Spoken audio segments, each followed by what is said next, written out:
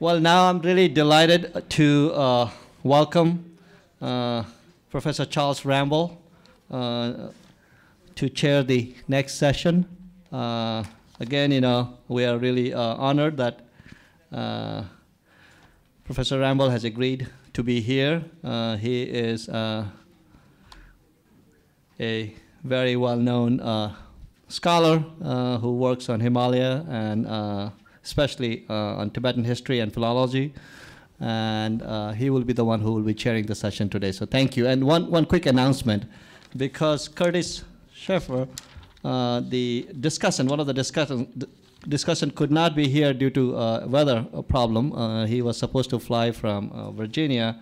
I'm grateful to tell you that Michael Hutt has agreed to be one of the discussants. Thank you, Michael. Thank you, Ashok. So for the last session of today, just before we start, I want to, watching all these wonderful photographs of the abundance of water in the Kathmandu Valley this morning, and thinking about the aridity of the highlands, I was reminded of a quotation from the travelogue, the autobiography of a Tibetan Lama who visited the Kathmandu Valley in about 1840, and he was fascinated by, first of all, the abundance of water, and secondly, the way in which, well, the bathing habits of the locals. As you can imagine, in the highlands of Tibet, this was sometimes a rather austere and limited affair. So this is the quotation. Anyway, I thought this was a marvelous description of the way in which Newas bathe.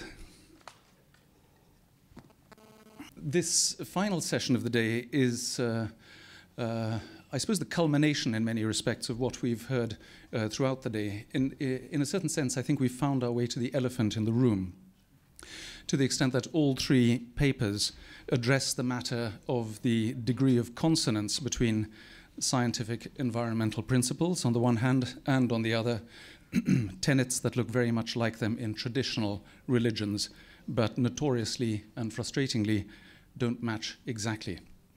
So the three papers address this issue from different parts of the Himalaya, broadly defined. The first one relates to the Kathmandu Valley, the second to Bhutan, and the third one more broadly to Tibet. So the first one, I'll just give a brief summary of the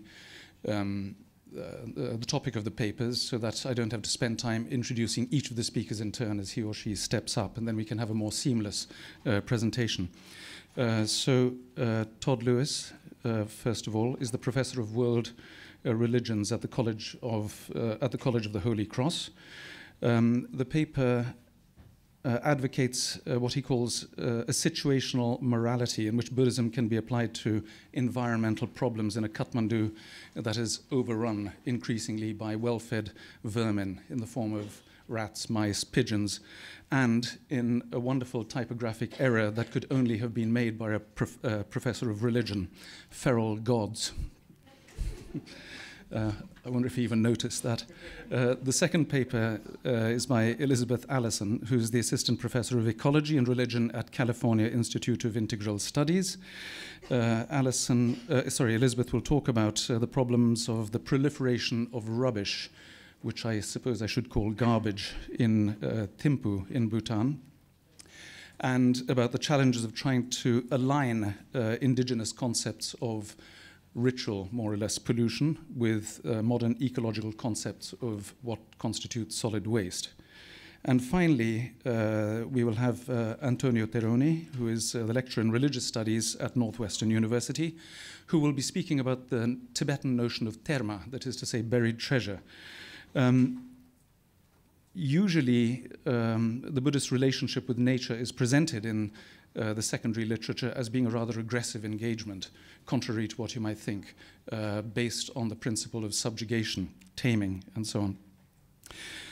And indeed, the arch-tamer, Padmasambhava, does feature quite prominently in the paper, but Antonio makes the very important point that in the Tibetan tradition of treasure discovery, you don't simply take things from the earth, you exchange. So it's the idiom of exchange that's going to be brought to the fore. So I don't want to give away too much.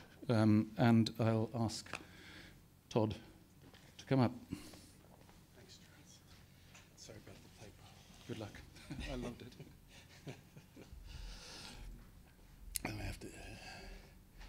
I've been saying for years that Tibetan sources on the Kathmandu Valley are most needed. You're allowed to sit down if you want. Uh, So I changed the title a bit just because once I had to write the paper, I realized what I was really going to say.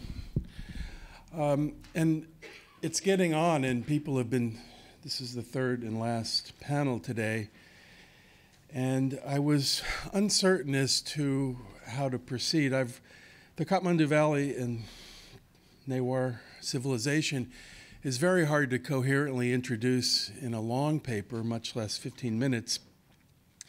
So doing the usual, I would run out of time before I made my first significant point. And so I thought that I would assume that since the paper is there, it could be read, and to kind of do more of a jazz riff off of the images I put together in relationship to some of the ideas that have come forward today, and that might be points of continuing discussion as we move forward through today and tomorrow. So that's what I'm going to do, and there is a handout circulating. So the main points of the paper are more or less there too, with some text that I won't dare read. Reading PowerPoints can be a very unpleasant experience for the audience. Now, I wanted to start with an image of a beautiful Himalayan peak, partly because I'm not going to show any more beautiful pictures, at least in this sense.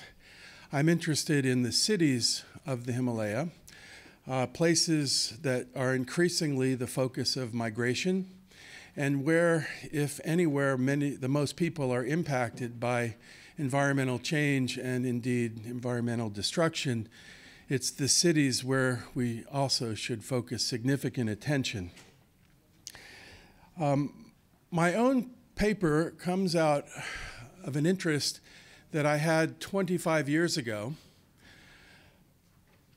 when I came to live for the second time in Asantol, the neighborhood in central Kathmandu. If you don't know where Asantol is, I know that you haven't spent much time in the Kathmandu Valley. It's one of the old markets in Kathmandu. It's one of the oldest markets, a central place for all kinds of exchanges, including cultural exchanges. And it's notable in local geography as well as commerce. I was asked 25 years ago to write a little article for a publication. Newars publish all kinds of things, especially on the Buddha's birthday. And I was asked to contribute something to one of these publications that is given out on the first full moon in May, the Buddha's birthday, Swapuni it's called in Newari.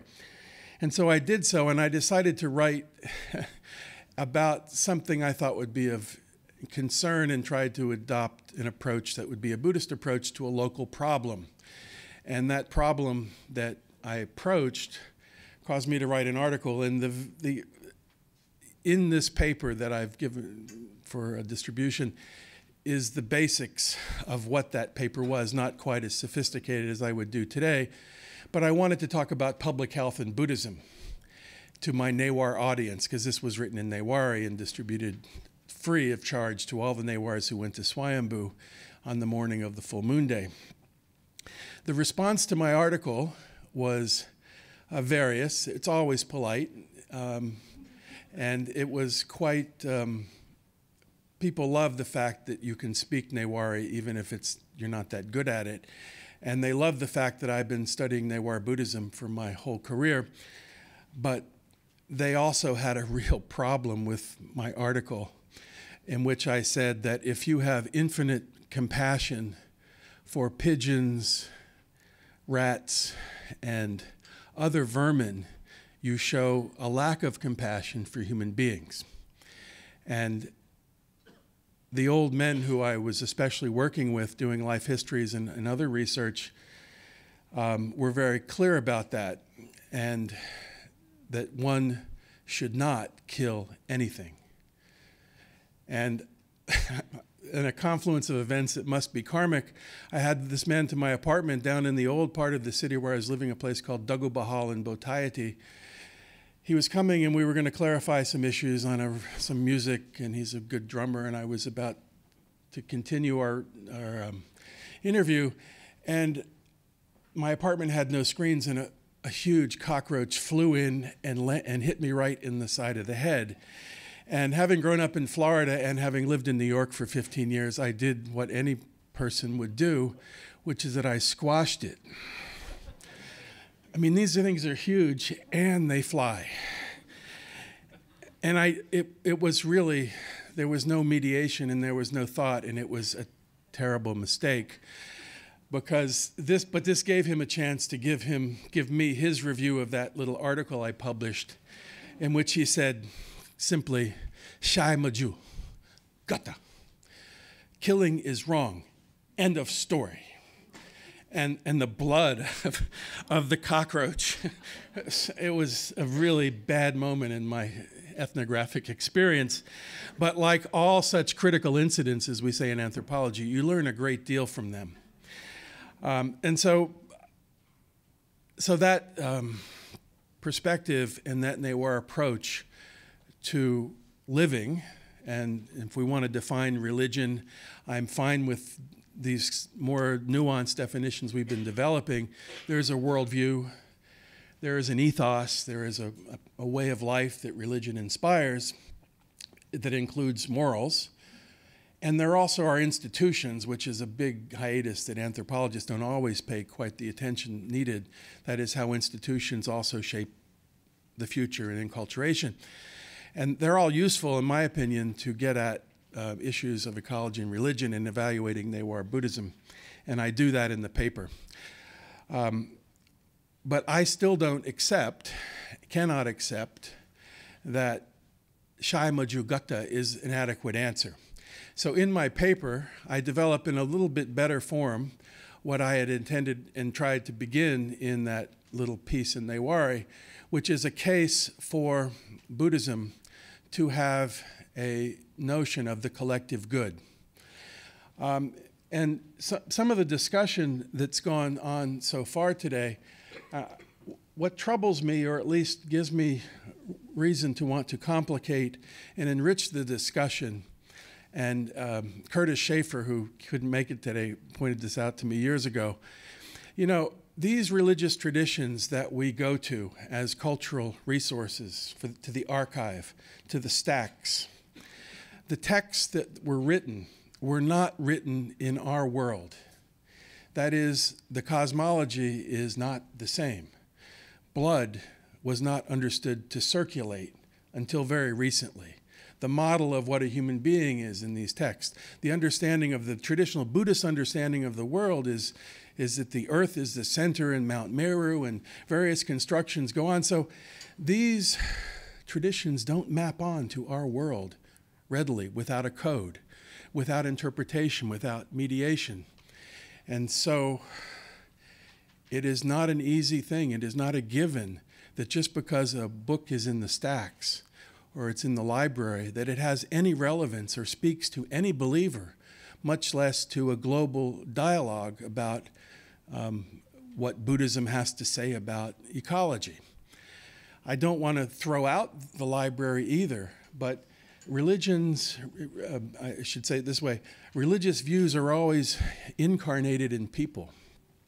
And this incarnation in people also implies that texts always have context. So until you can show me that a text has been read and used in a particular community, you can't use as evidence that there's this text and there's this Buddhist community, and therefore they have a connection with that text. That is not to be assumed, that must be proven. So I have subsequently engaged with other Newar scholars, and the real problem is that Buddhism doesn't have collective karma. It doesn't have this connection to the common good. So you can construct it, you can think about it, but it's not a natural connection. And I think the individualizing nature of the Indic traditions is a real problem. so let's come back to that. I think it's important to understand any urban space where people are congregated as an ecology, as an environment. And even though it's largely a human space, such as my case study in this paper in Asantol in downtown Kathmandu, that there are a variety of contexts that human beings have created, but which, if you will, nature has certainly taken its own place. In the narrow alleys, probably most of you all know the markets going from Asan to Indrachok. If you walked in the old city, there are people coming. It's a market where things are exchanged, things are coming and going, wholesale, retail, holy men, beggars, monks, nuns. It is one of the most interesting and complex places on earth. And if you don't get off the main roads, you don't see the courtyards. It looks historically like Kathmandu was built around courtyards, maybe Buddhist courtyards, or that had shrines anyway. And you see them in all sorts of ways. They're big ones and small ones. They're really beautifully kept ones, and they're unbelievably, disgustingly filthy ones. But this is all part of the fabric of urban life. There are also narrow gullies, which some people don't like to explore. It's been my karma to have spent a lot of time in gullies going from place to place. They're the back roads of the old market. And with the growing market now, some of these little gullies that had no one on them in the old days now are full of shops. And this is a place where many people make their lives. People come as migrant workers. They sit and wait on this form of Newar city architecture called the dobu, where it's just a performance space that's usually used for other things until there's a festival. But in the back alleys, you also will see the factories and the little workspaces and the jewelry makers. And on the main thoroughfares, you'll see sellers of fruits and vegetables. And then people have to be fed who live there, who come in to work there. And if you go down the really small back alleys, you'll find little restaurants, momo shops, fruit sellers. A new innovation in Asantol from my last time there, this time last year, is smoothie shops. Who knew? And all kinds of other productions. But if you look further and live there, you'll see that there is nature. There are still some small courtyards with trees and bushes, and there also are rooftops. If you live in Asantol, you know that your rooftop is your other world. It's a way out of the lower depths of trade and commerce against the public concentration of resources and waste. It's a place to grow plants. It's a place that has its own flora and fauna. There are many stories I could tell here. I was once asked to do a magazine article about this and have never gotten around to it. But the dogs rule the earth and the cats rule the roofs. And if they ever get together, there's a terrible uproar. And so we once adopted a cat, and I watched how he had to be protected from the big brothers who wanted to kill him. And there's a whole ecology of this, and they want to scare their children by saying the cat will come if you don't do it. And there are all kinds of stories about that. But there are many other creatures. There are birds in the sky, predatory birds, birds that eat other birds, birds that eat insects, and all kinds of other things that I don't have time to go into very much. There are also domesticated animals brought in from afar to feed the city's population, roosters and ducks kept in courtyards, and for sacrifice and ritual.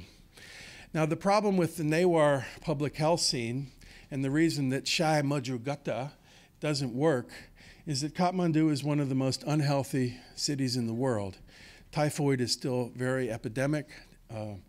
Paratyphoid also epidemic. Cholera easy to get, and all kinds of hepatitis. You name it, it's still there. And the reason it's there is because of the public health practices of the people. And even though I don't like to challenge my hosts and my dear friends, colleagues among the Newars, I still have to say that it's not good enough just to say you can't kill anything.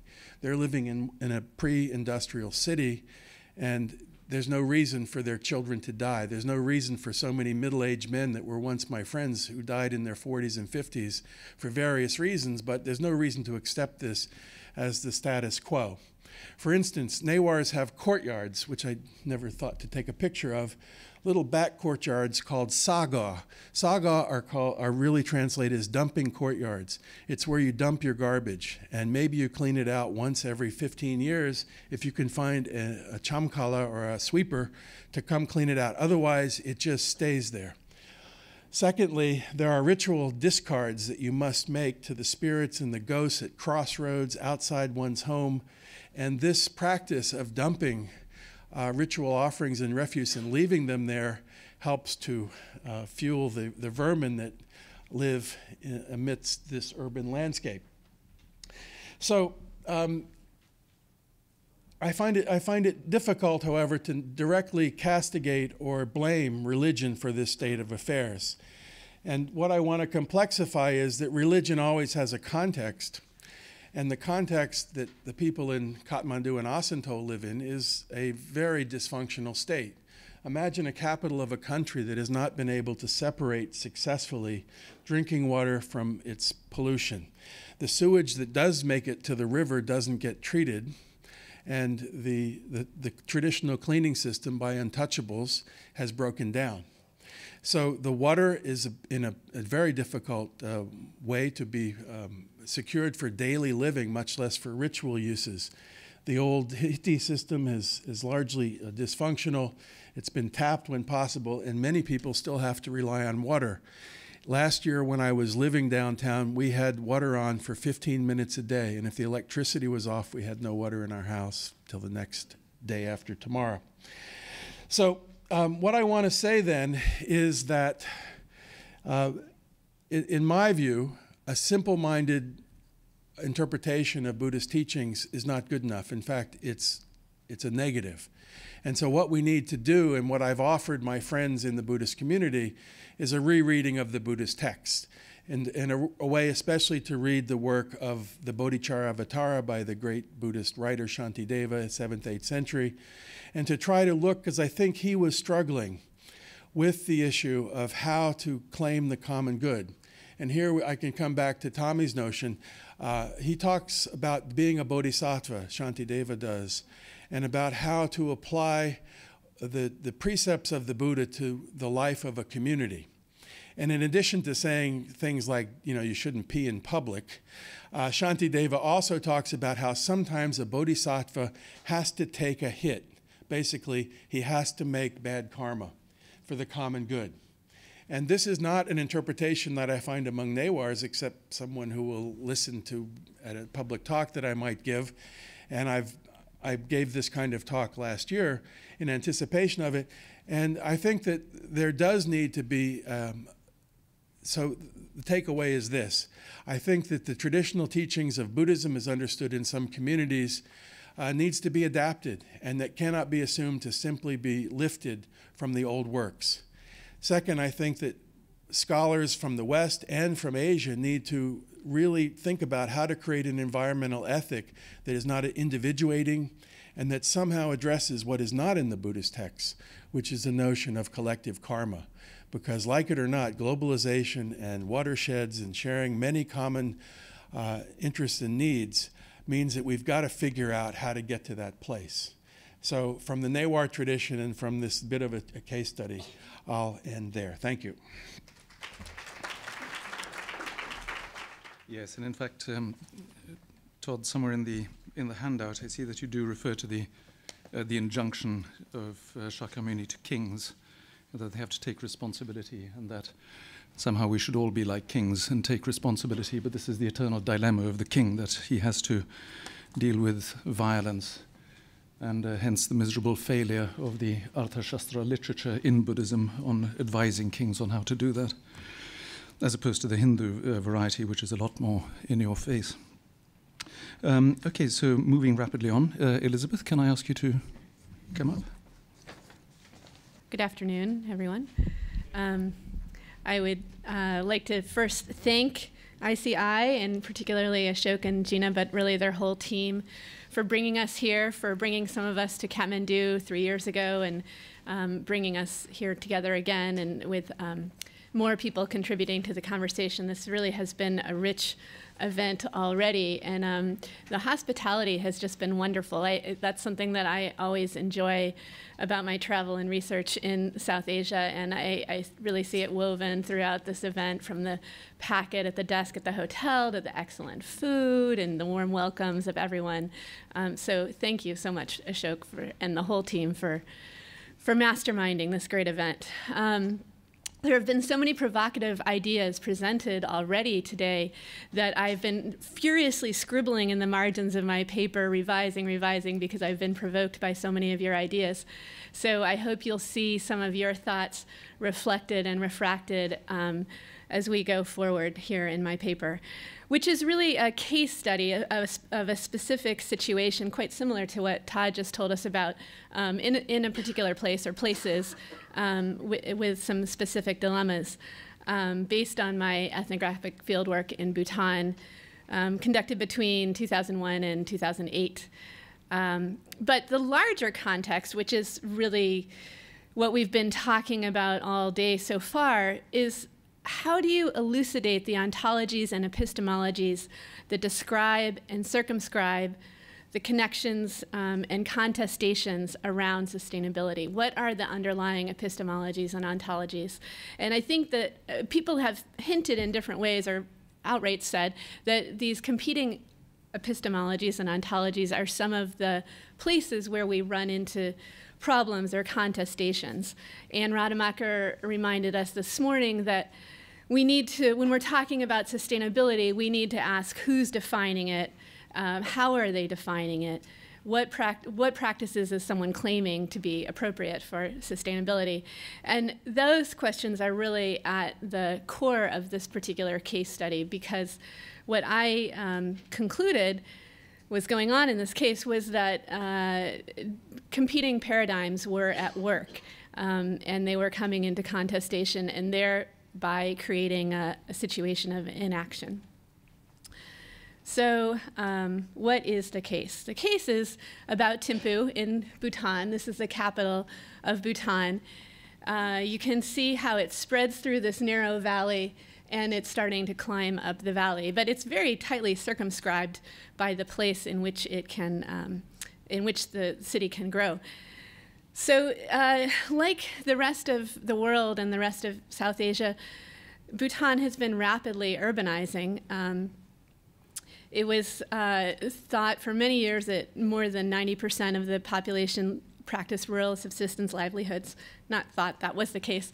Recently, though, Bhutan has been growing, Thimphu has been growing incredibly rapidly, like 7 to 10% a year. But this just maps onto the trends that are happening around the world, with 70% of the world's population expected to reside in urban areas by 2050.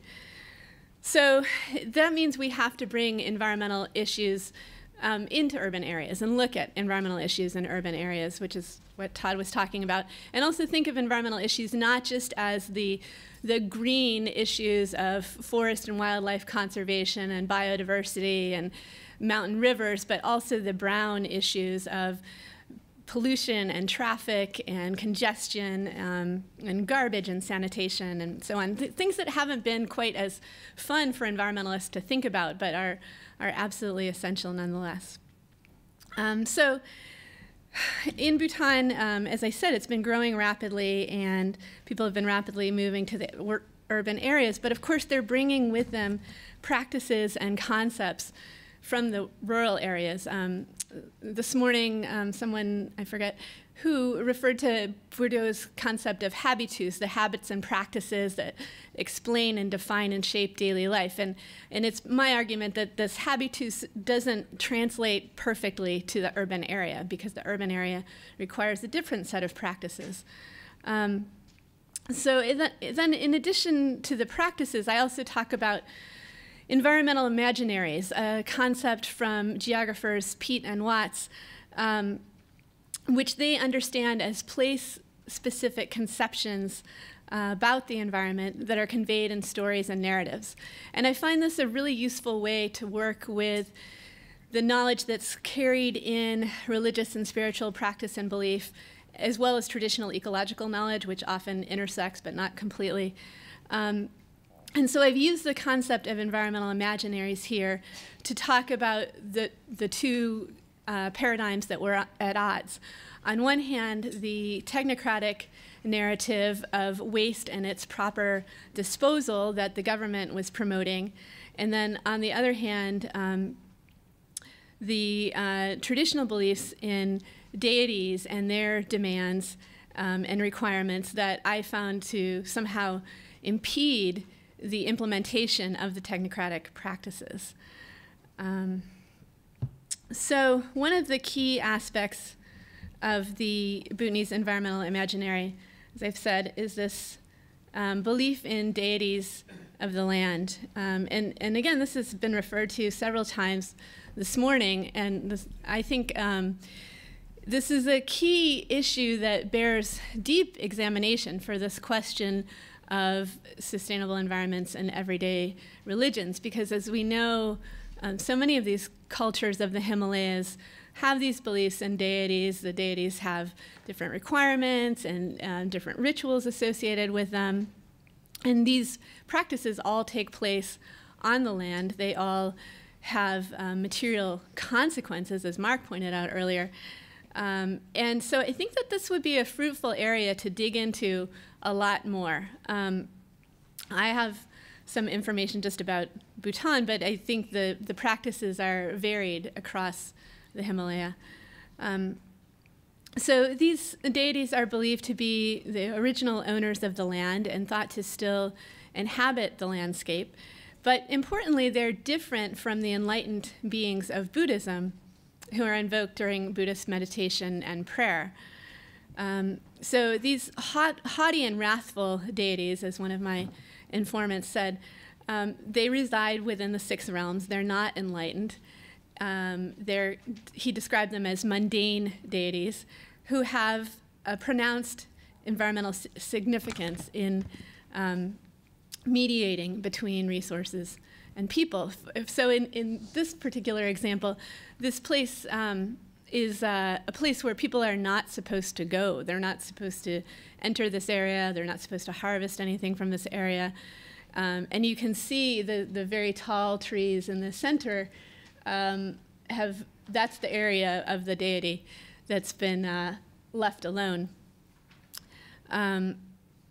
So it does have, as I said, a pronounced effect on the landscape. And of course, there have been studies of sacred groves that have looked at the ecological impacts, but they've tended to be very materialistically based, and they haven't connected as well, I think, as they could with this sort of religious and anthropological understanding of what those deities are all about. So, as I said, an area to dig into further. Now, let's see, there's a couple more examples. So deities often protect water springs. We've heard about the Lu this morning. They're also found in Bhutan. There's a spirit called Manma, and often found in a lake. People described her as a mermaid to me. But these have particular requirements and demands. Now, people who study textual religion and textual Buddhism might ask, are these really part of Buddhism or a part of religion? And the reason that I am suggesting they are here is that, first of all, government documents refer to the blend of Buddhism and animism being the religion of Bhutan. And secondly, if religion deals with the sacred or the utmost concern, which in Buddhism may be enlightenment, one can't get enlightened unless one's daily needs are met, unless one has prosperity and fecundity and well-being. And it's the negotiations with these deities that allow that. If the deities are properly propitiated, then people get timely rains and they maintain their health and their crops grow and everything works out well. And if the deities get angry, then they have ill health and poor turnout from their fields and problems with their prosperity, their house falls down, all these things. So they can't even think about it. People can't even think about enlightenment unless they can take care of these daily needs. So I'm connecting the deities to that maintenance of daily life, and then possibility of enlightenment, to argue that they are part of the religion. And then secondly, these deities are all understood to be, or mostly understood to be, have been subdued by Guru Rinpoche or Padmasambhava when he brought Buddhism to this area in 747 AD or BCE. And therefore, I say that they are connected to the living tradition of Guru Rinpoche. When people talk about him, they also talk about the deities that he subdued. And so for those reasons, I'm saying that they're part of the religion. So with this deity in her lake, for example, throwing any garbage in the lake or eliminating near the lake would be very offensive to the deity. And this is a case where material pollution and ritual pollution overlap. But for the most part, people told me that they didn't overlap. The local people said that they were much more concerned with types of ritual pollution. And for example, one man said, if you throw a wrapper on the ground, that's not troublesome. That doesn't really bother us. But if you were to throw it into this lake, or if you were to eliminate in the wrong place, then that would be an example of the kind of pollution that offends the deities. And so these sorts of pollution that offend the deities are known as tib, and they have to do with disruptions in the social order, and can even affect places on the landscape. So this was the kind of ritual pollution that people wanted to avoid. And one more example of a deity at a Buddhist monastery. So this is, again, the overlap between the deities and the monastical Buddhism, but that Chorten on the right side has a painting of this Lu that I've blown up on the left side. Okay, so these stories are powerful moral guidance that shapes local people's lives. But then I found that they really came into conflict with the technocratic approach that the Bhutanese government was trying to impose. So here's another picture of Thimphu. And you can see it's pretty densely populated. It's, let's see. As I said, it's been growing around 7 to 10% a year, and now the population is up around 90,000. When I started doing my research there, it was around 30,000. A lot of this is rural, or almost all of it is rural to urban migration. And so, as I said, people have, they're bringing their rural concepts and practices into Thimphu. So just for comparison's sake, this is in the Dzongkha, or the district of Gasa, which is next to the district that Thimphu's in, and this is a more sort of typical landscape that you might find. And also in Thimphu, now we have an incredible array of material and consumer goods, just pretty much what you would find in any city in the world. But this is how the shops looked when I first went to Bhutan, just over 10 years ago. You had your really basic items, your water buckets and pots and pans and a few brooms and stuff, but there weren't consumer goods. And now, with the booming economies in Asia and a booming economy in Bhutan as well, there's a lot more consumer goods. So what do you do with them? Well, people have for a long time just practiced what they call dispersed disposal. And this really wasn't a problem for a long time because most of the things that needed to be disposed of were biodegradable. It was human waste, it was peelings and scrapings and leftover food, and even the fibers of the clothing would be cotton or linen and it would biodegrade. But that is no longer the case.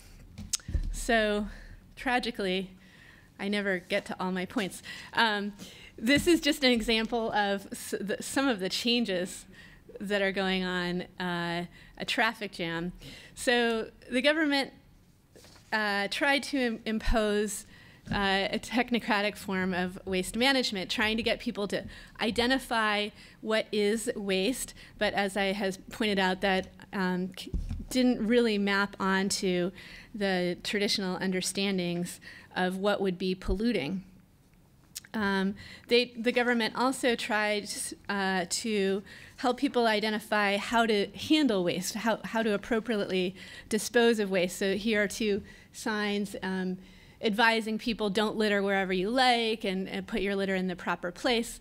But again, this was a bit confusing because people had been used to just disposing of wastes in the forest and having the vast forest absorb them. So here's an attempt to create a garbage pit and have everyone put their waste in one place, but that's not actually a huge improvement. And then the more traditional environmental imaginary holds that you could really disperse of waste anywhere that's not a sacred or deity-protected site. So you wouldn't dispose of it in a temple or a chorten or where a deity is living, but otherwise, you could just throw it out there. Of course, in the cities or in a technocratic paradigm, it's the reverse paradigm. There's only one place to put waste. It's in the dustbin or the garbage can or the garbage pit. So it's much more controlled, but that has been difficult to change. And then the final problem is the problem of inculcating practices, getting people to habitually do what the government is requesting. And here again, there was a challenge. Local health workers and teachers, who were the local government officials in the rural area, advised people to burn their garbage in, for example, these garbage pits. But that directly contradicted the practice of burning song or incense to please the deities, which people do every morning. So again, they felt very uncomfortable about burning garbage, and particularly old shoes, which could be very offensive to the deities. So anyway, contestation, and I will leave it there. Thank you.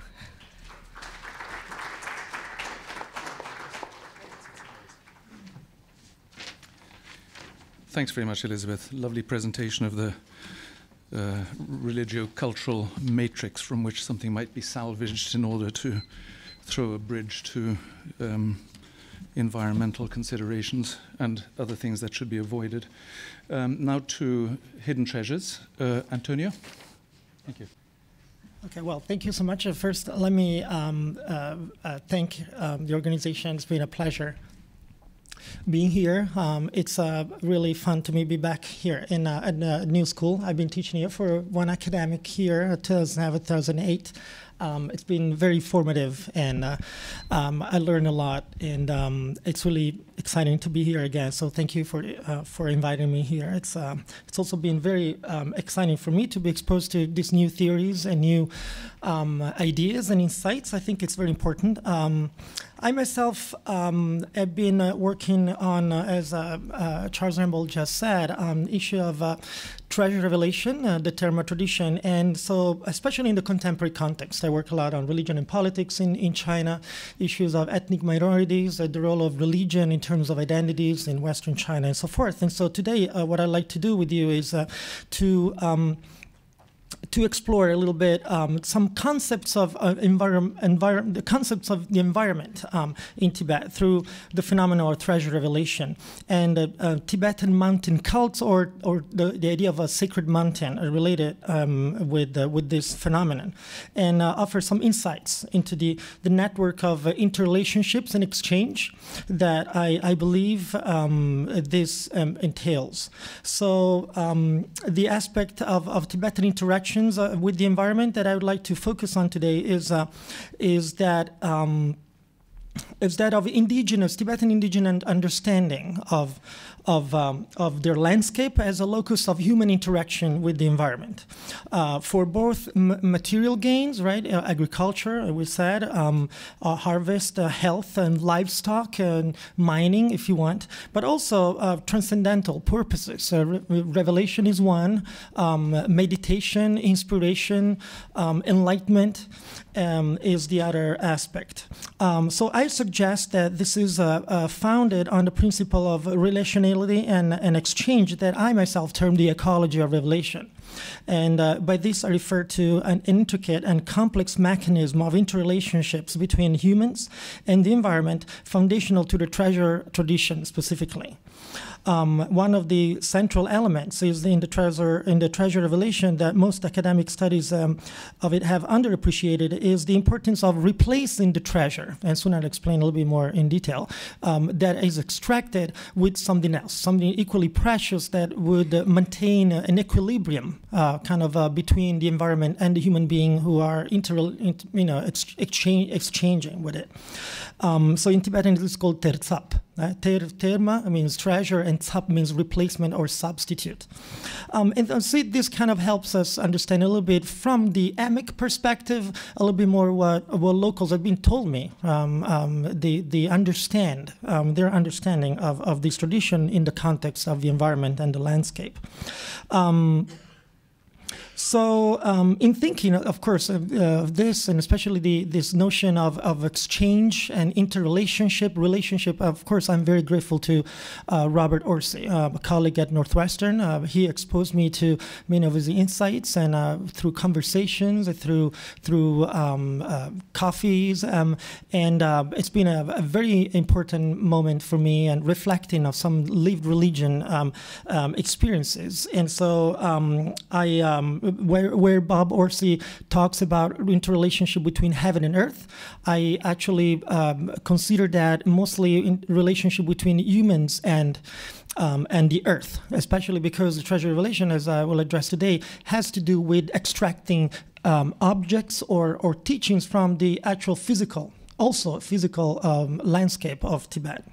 So when I talk about treasure revelation, I want to be sure that you understand that it's a phenomenon that, according to Tibetans, started with Padmasambhava, as already someone has addressed here today, believed to have come to Tibet around the 9th century on invitation of King or Emperor Tristan Detsen, and helped in the kind of establishment of the doctrine on the land of snow by mostly subjugating divinities and spirits and kind of restive gods that were not particularly happy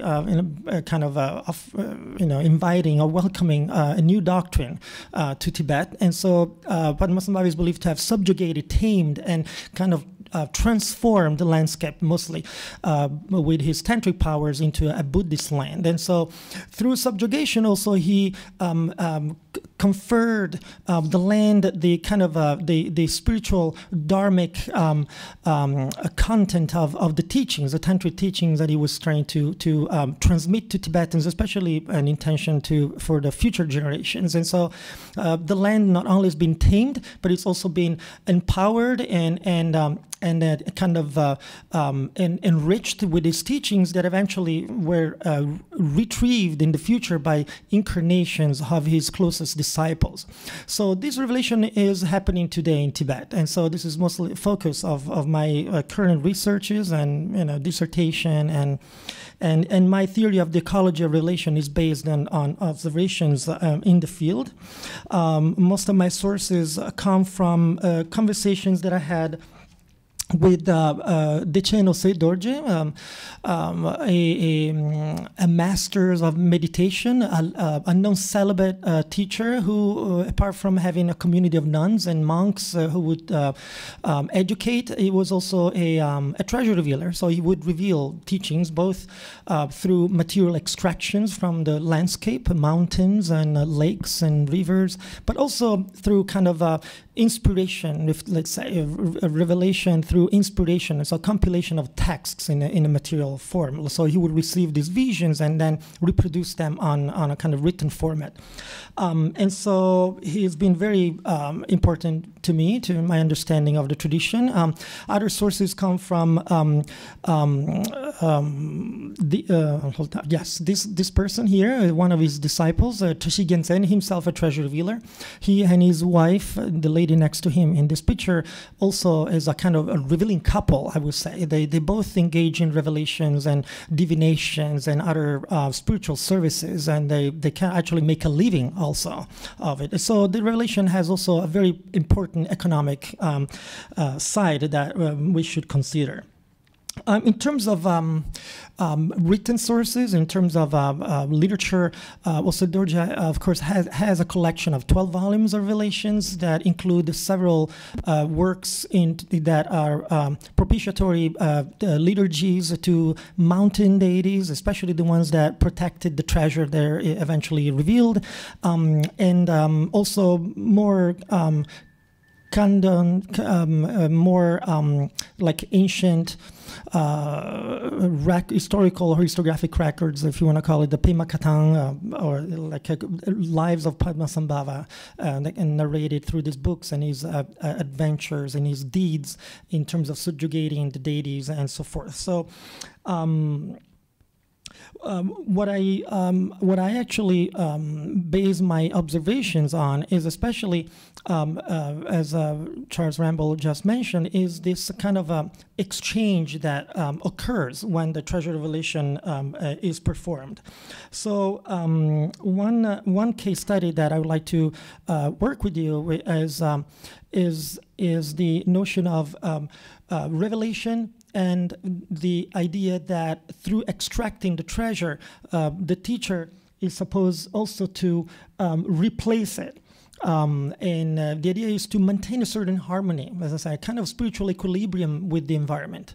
There's a fundamental belief that is also being kind of confirmed by another kind of reference that I use a lot here in my studies. Tuku Tundrup, and currently living in Boston, has written a book on hidden revelation, and we had some conversations about it, but he truly believes that our Tibetan treasure revealers are supposed to maintain a certain ethical relationship with the environment. And so, although not everyone performs this, I would say that everybody knows among treasure readers that they're supposed to offer something in exchange for the teaching and the precious treasures they retrieve from the environment.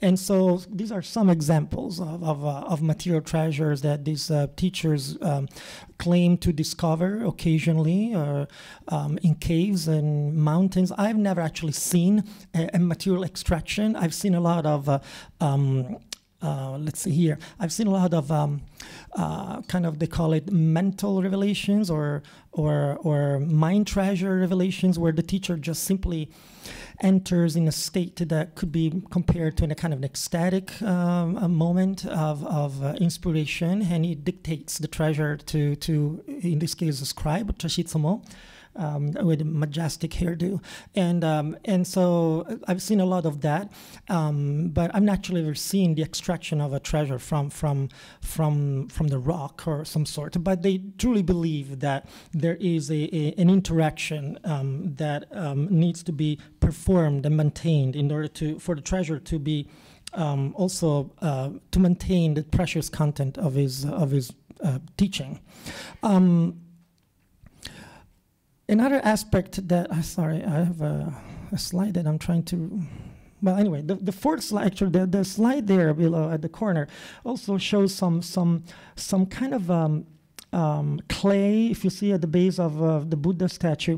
And this is the second point I want to make here. So apart from the terzap, the actual substitute of the teaching that is offered to the mountain, sacred mountain, if you want, of the treasure protector residing in the mountain, there's also the idea that the community itself, the devotees, the pilgrims that engage with these teachers, also engage with the environment in a way. Treasures most of the time come with an entire apparatus of sacred substances, or nectars, or in this case, clays, and that have been in contact with the statues or with the objects for a long time, maybe ideally or technically for centuries. And so very embedded with the sacrality of the sacredness of the object. And so Tibetan masters believe that substance, that nectar, is in itself a very powerful kind of panacea type of substance that can actually not only heal and offer some kind of medicament opportunity, but also for those that are really advanced or spiritually can actually be ingested and be able to kind of trigger or engender sort of liberation through taste. And so very powerful substances that are collected and either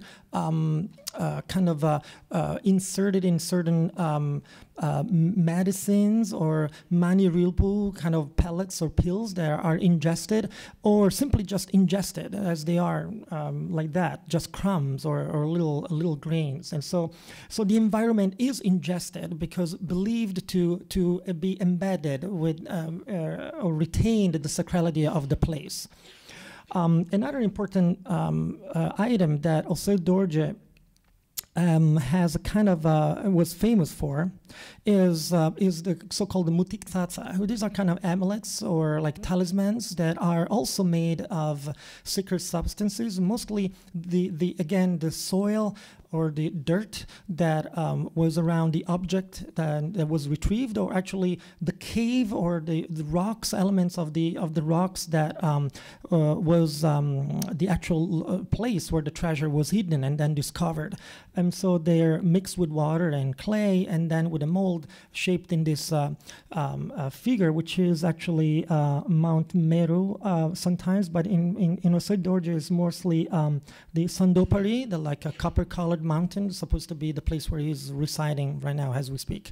And so these mutiksatsas are, of course, not only highly valued, but they're also carried most of the time around their neck, as one of the photos here on my back. And so the environment is ingested, the environment is worn, the environment is an opportunity to interact and to exchange with. And so, and this is, again, I think are important notions to keep in mind when we discuss, environmental sustainability, notions of or concepts on the environment, because again, they I think help us understand, as someone suggested today, and I apologize, I forgot, but it's also important to place and contextualize these issues from the perspective of the practitioners and not from a kind of an academic or scholarly perspective.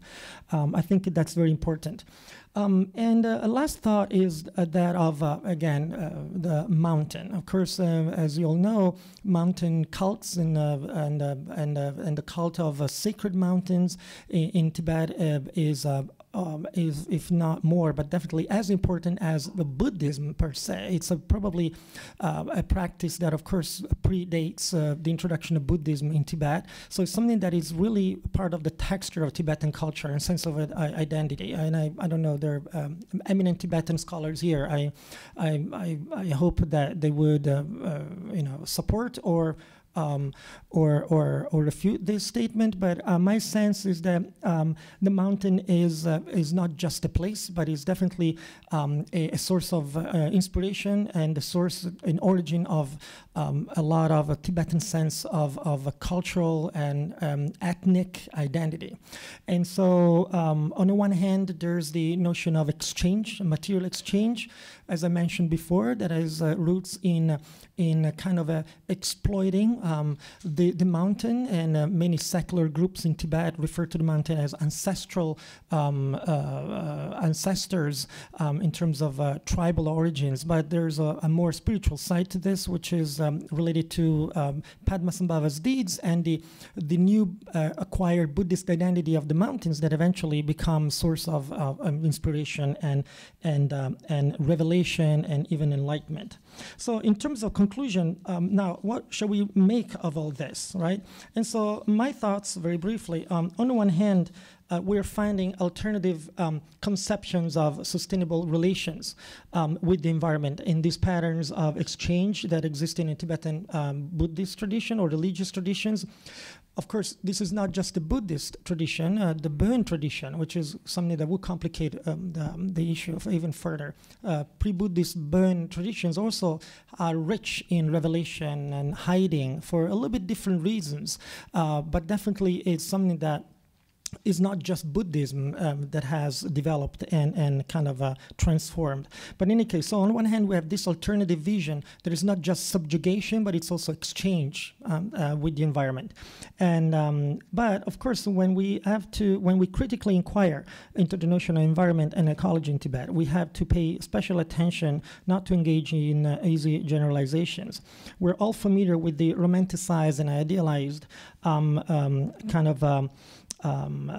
interdependent, if you want, and harmonious coexistence and relationship between Tibetans and the environment, mostly advocated by the Tibetan community in exile since 1980s. This is, according to some scholars, a very powerful and globally publicized modern self-image of Tibet and Tibetans, the so-called green Tibetans, as Tony Huber calls them, and it portrays them as environmentally aware, eco-friendly, and in tune with nature. But I do believe that, however, that these practices, beliefs, and ecology of revelation that sustains them are emblematic of a holistic rapport between humans and their environment.